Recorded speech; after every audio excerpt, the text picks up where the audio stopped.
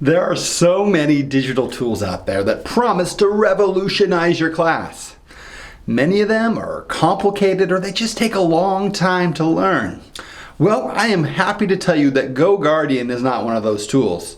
Well, it does promise to really change the way that we teach and is an amazing tool, but I can show you all the basics to using Goguardian in 5 short minutes.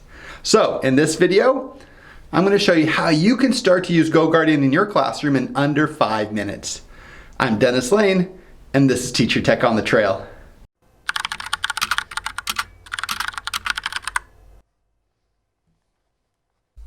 So if we're starting to look at Goguardian and how to use it in your classroom, the first thing we need to know too is how to access Goguardian. And to do that, you're going to go to your URL and type in teacher.goguardian.com.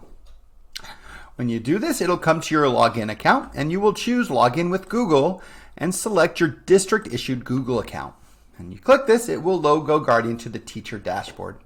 Now the first time you do this, you will not have any courses here in the active range, but you will have a number of courses that are pending. We are using Clever and Synergy to pre-build and put students into Goguardian, and so you have courses already built for you. Simply click Pending and choose the correct course to activate it. These courses are set up by semester, so you'll probably have multiple for each class. Make sure it's the correct semester. And when you make it active, it will appear on your dashboard.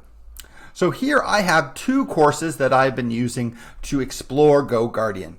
The first thing that I want you to do once you have an active course is to go ahead and schedule it. This is the simplest thing to do and will really make a really big difference in your classroom, and you'll see in just a second.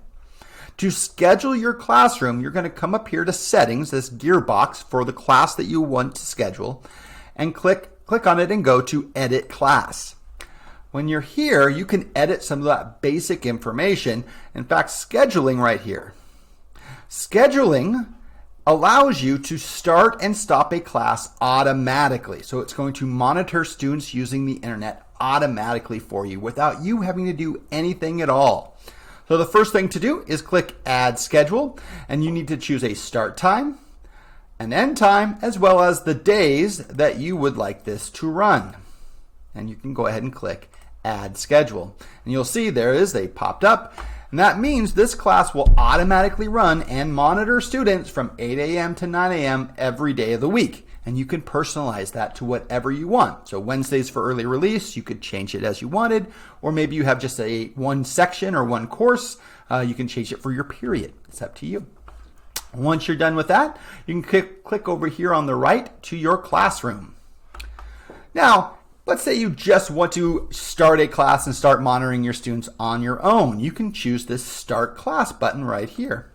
By doing this, it will automatically bring up your students that are assigned to your course. And for testing practices, I only have this one student that we're going to be looking at. So, as you see, we can see this student, what they are on, the Sandy Grade Student 1. It will give you an idea of what's on their screen. And as they scroll, there's a little bit of a lag. It will also scroll with them. If you have 30 students in your class, you will see 30 boxes just like this.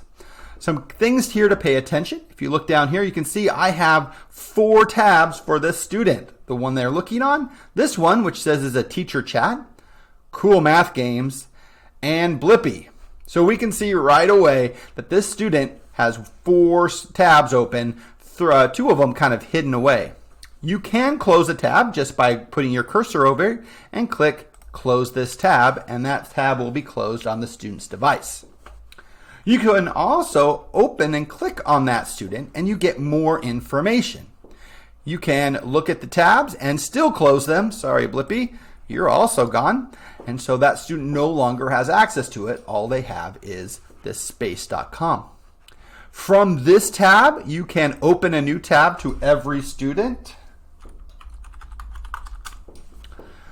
You can choose to lock their device, and their screen is now disabled. You can unlock their device. You can take a screenshot of what's there, and you can also annotate on their screen if you want them to see a specific thing. You can send messages and chat to this student, or send an announcement to the entire class so they all see it. This is the basic functions of GoGuardian and will allow you to monitor how students are using the internet in your class. When time has come and you are ready to be done, you can choose this end session, and this will no longer be monitoring those students. At the same time, as soon as your session ends, it will shoot an email to you that shows you an overview of your course and will give you a report on student behavior. So there you have it. There is GoGuardian in under 5 minutes. With using these simple steps, you can use this tool in your classroom and see huge learning gains and really control that digital learning environment.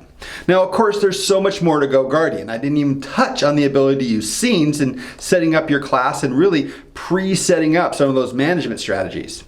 But just by using this and using it as a monitoring tool, you will see that your digital classroom will be better. Well, if you have any questions or you want anything else, please feel free to reach out to me. I'd love to talk about GoGuardian and how you can use it to make your classroom better. I'm Dennis Lane, and this has been Teacher Tech on the Trail.